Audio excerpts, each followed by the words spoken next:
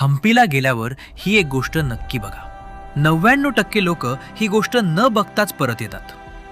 आमच्या south India टूअरमधलं शेवटचं पण सगळ्यात ऐतिहासिक ठिकाण होतं हम्पी. हम्पीला पोहोचायचं कसं आणि फिरायचं कसं? हम्पीला जाण्यासाठी सर्वात कन्व्हिनियंट बेस म्हणजे होसापेटे. ट्रेननं येत असाल तर होसापेटे रेल्वे स्टेशन हा चांगला पर्याय आहे. आणि होसापेटेपासून हम्पी साधारण 12 किलोमीटर अंतरावर आहे. स्वतःच्या गाडीनं येत असाल तर गुगल मॅप्सच्या मदतीनं सहज पोहोचू शकता.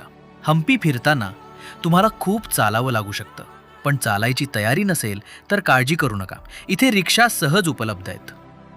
आम्ही देखील दिवसभर हम्पी फिरण्यासाठी कारपेक्षा तिथली एक रिक्षा केली. सुरुवातीलाच रिक्षानं आम्हाला सोडलं विजय विठ्ठल मंदिराजवळ.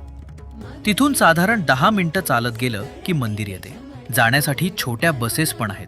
वाटेत दिसणारे छोटे मोठे अवशेष पाहत आम्ही मंदिराजवळ पोहोचलो.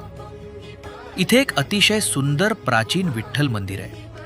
आणि सगळ्यात खास गोष्ट, भारतीय चलनात असलेल्या 50 रुपयांच्या नोटवर दिसणारा प्रसिद्ध रथ तो याच ठिकाणी आहे. हम्पीच्या मंदिरामध्ये विठ्ठल नाही असे लोक म्हणतात. ते खरं पण आहे. मी मात्र रथावर असलेल्या या कानड्या विठ्ठलाचे दर्शन घेतले आणि धन्य झालो. तुम्ही जेव्हा केव्हा हम्पीला जाल तेव्हा या विठ्ठलाचे दर्शन जरूर घ्या.